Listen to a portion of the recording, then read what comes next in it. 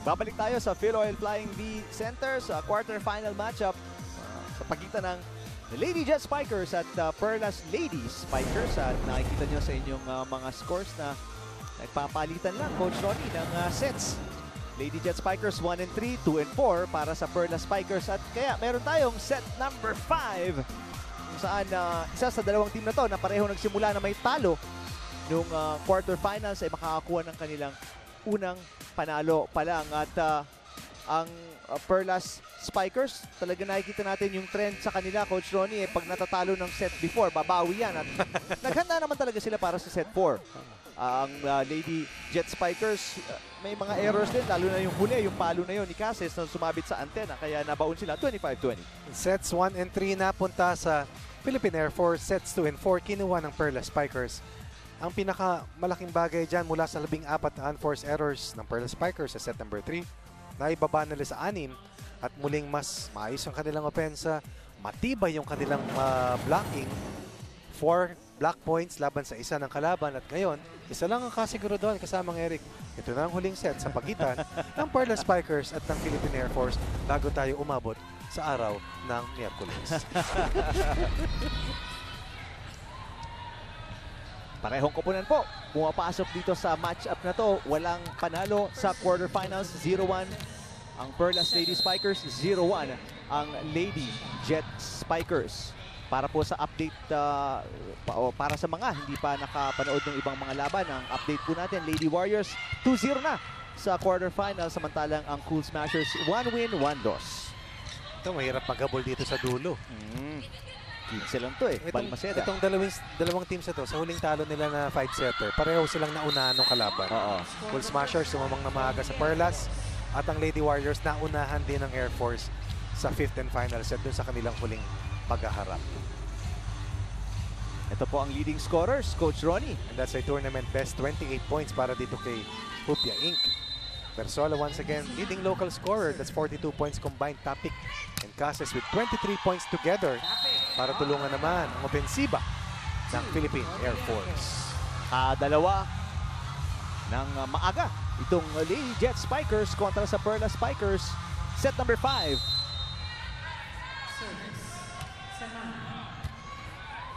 Hashimoto, adalin kay Inc. Naghahanap ng unang puntos at yun na po yun. 19 points in their last loss, 29 today, 48 points in the last 2 games. That's 24 points scoring average para dito kay Hupia Inc. Going long, going to zone 6, heading into the quarterfinals. 54 points para dito kay Hupia Inc. Make that 64 points. So meron na siyang 83, 112 kasamang Eric. Sana tama. Si Herbacio, tatay tayo at 2-all pagkatapos ng palo na yan. Hindi hinayaan ng Perlas Spikers na lumobo ang abante rito ng Jet Spikers. Ang kanilang talaan sa 5-setters, ang Philippine Air Force ay 2 and 1 sa 5-setters. Hindi tayo nagkakamali. Habang 1 and 2. Inaareglo 1 and 2 sa 5-setters. 2 and 4 naman ang Perlas Spikers. Puntahan natin itong report ni Janine Choi. Eric at Coach Ronnie, sa pagpasok ng set na ito, isa lamang ang bilin ni Coach Jasper Jimenez sa koponan ng Lady Jet Spikers. Receive. Ilang ulit niyang ipinaalala sa kanila na receive lamang sila mananalo, kaya yun ang kailangan nilang gawin at ipakita sa loob ng court. Balik sa inyo, Eric at Coach Ronnie. Alright, salamat Janine. Tingnan natin kung yun ang magagawa nila para makakuha ng kanilang unang panalo dito. Grabe ang blocking dito ng Perlas Spikers. No? Ito ang malaking susi kung bakit nila nakuha yung pang-apat na set at ito muli ang ginagamit nila para manatili ang 2 puntos sa kalamangan. So 2-point scoring runs naman ang ating nakikita dito sa 5th and final set. 2 para sa Air Force, 2 para sa Perlas, 2 para sa Perlas. Kalamangan ngayon. Hawak ng Perlas. Ang ibig sabihin kasamang Eric, 4-point run ang kinuha rito ng Perlas Spikers as the Jet Spikers finally stops the bleeding. Sang Muang finally steps up to the plate. Scoring down the line, away from the 2 blockers.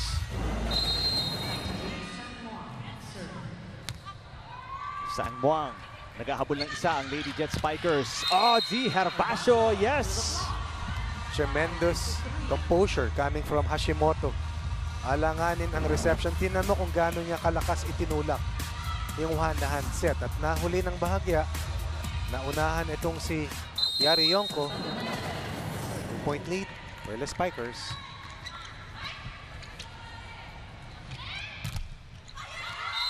Tapik, hindi papatalo, pupuntos doon.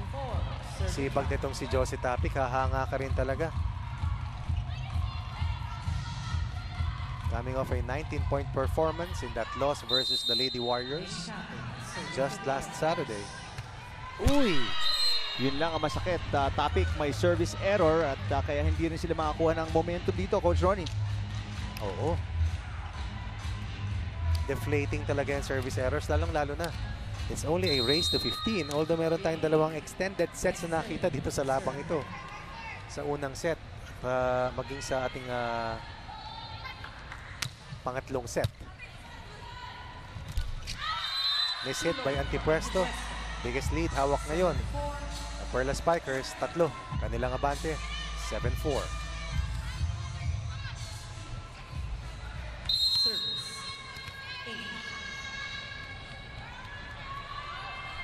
Hupia Inc.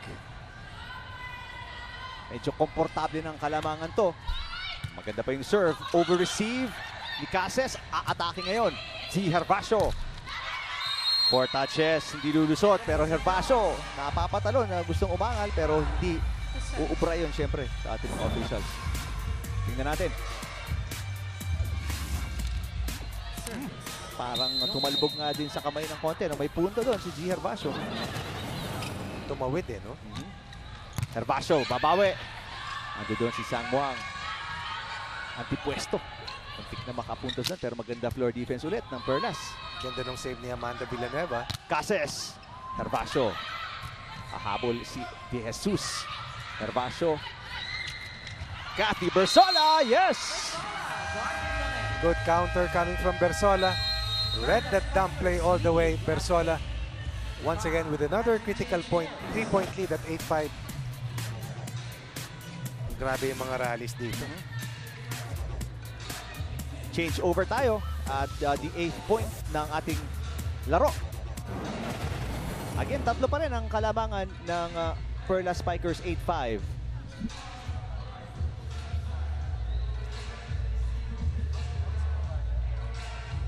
Ang Lady Jet Spikers nagpakita dito sa laban na ito na kaya nilang humabol kahit na baon na sila. Ang pinakamalaking hinabol nila 4 set points nung set number 1. Tingnan natin dito, 3 lang itong kailangan nilang baliktarin.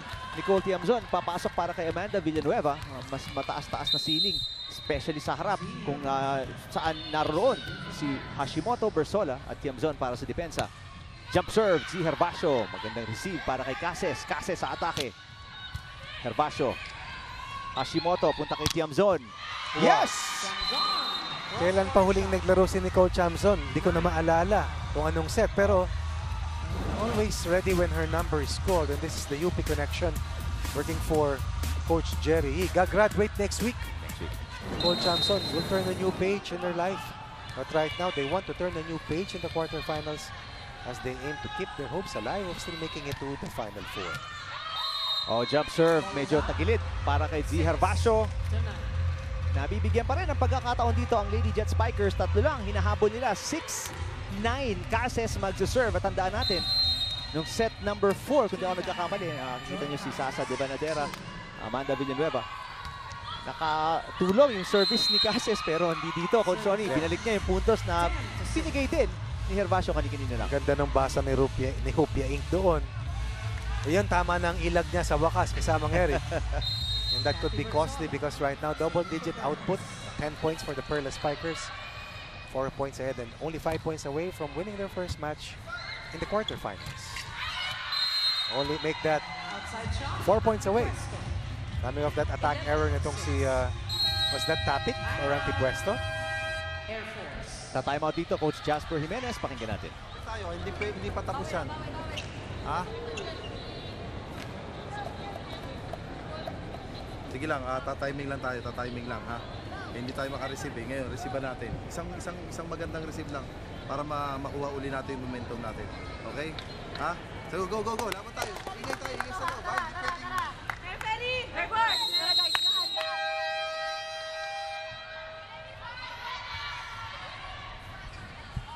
Apat kailangan dito ng Perlas.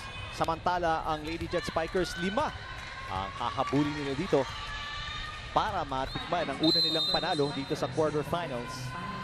Ulitin natin, 3 games lang po para sa 4 na koponan at 2 sa 4 ang aangat sa semifinals kung saan makakalaro nila ang Water Defenders at ang Power Smashers. Semana, tinapik, Herbacio sumagot, Hashimoto, Devanadera.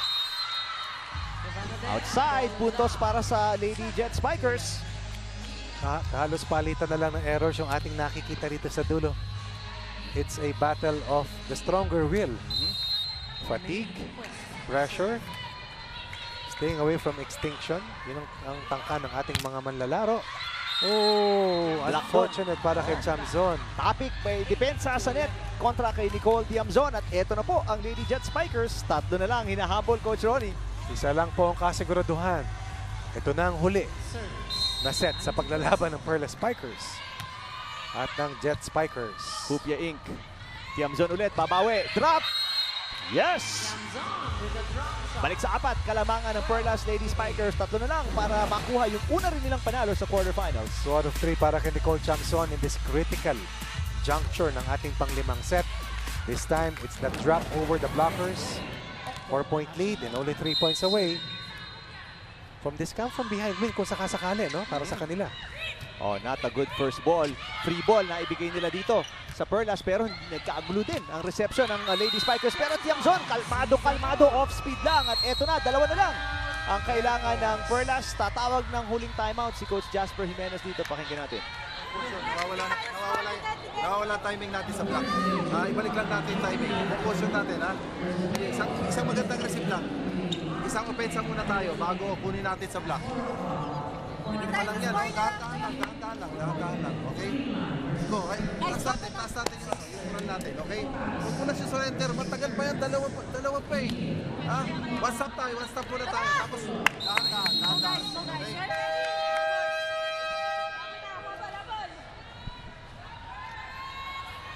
2 points kailangan ng Perlas Lady Spikers. Ang Lady Jet Spikers balik sa pagkabaon ng 5 puntos dito. It's going to take a perfect game in the last few points para dito sa Jet Spikers para maagaw itong labang ito kasamang Eric. Ooh, what a save coming from Sasa Devanadera. Labas ang palo at ito na, match point para sa Perlas Lady Spikers. Parang ito na ang pinakamalaking abante, no, para sa Perlas Spikers. Dito sa huling 2 sets. 6-point lead. 6 set points equivalent to 6 match points. Hawak dito ng Perlas Spikers. At doon na po, nagtapos ang bakbakan dahil sa depensa. Nicole Tiamzon ang nagbigay sa Perlas Lady Spikers ng una nilang panalo sa quarterfinals. Panoorin natin yung huling puntos na in-score ng Perlas, Coach Ronnie. Sobrang pagod ng ating mga manlalaro. At itong Perlas Spikers na naig down by a set twice in this match. But in the end, 2 straight sets will wrap up this first win in the quarterfinals para dito sa Perlas Spikers.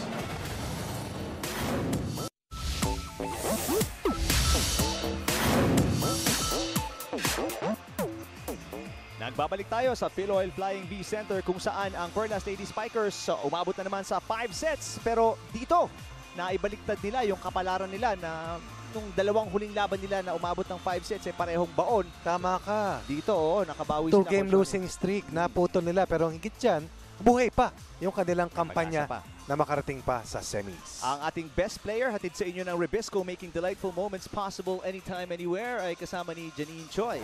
Sir Rupia, it wasn't a walk in the park to win this game. But how were you guys able to adjust to win this ball game?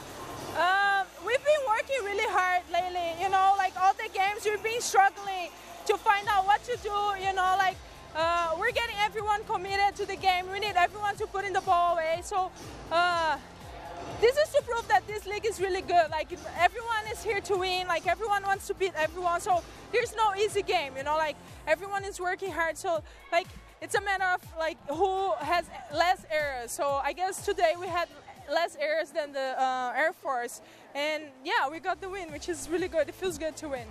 Congratulations, Rupia. Back to you guys.